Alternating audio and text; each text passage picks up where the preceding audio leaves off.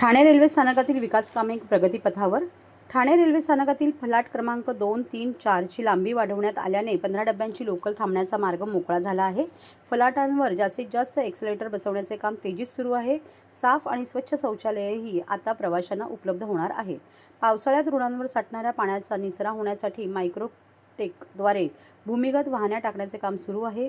Railway स्थानकांवर स्वच्छ पाण्याची सुविधा उपलब्ध होणार आहे. ही सर्व विकास कामे खासदार नरेश म्हस्के यांच्या प्रयत्नांनी सुरू असून त्यांनी आज रेल्वे स्थानकाची पाहणी दौरा करत विकास कामांचा आढावा घेतला. तसेच विकास कामात कोणतीही दिरंगाई खपवून घेतली जाणार नाही अशी तंबीही खासदार नरेश म्हस्के यांनी रेल्वेच्या अधिकाऱ्यांना दिली.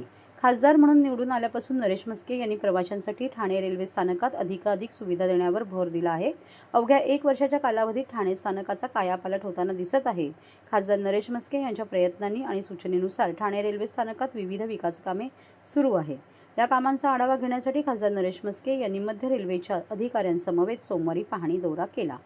वाढती प्रवाशांची गर्दी लक्षात घेऊन फलाट क्रमांक 2, 3, 4ची लांबी वाढवण्याची मागणी खासदार नरेश म्हस्के यांनी रेल्वे प्रशासनाकडे केली होती. ती मंजूर होऊन कामास सुरुवातही झाली आहे.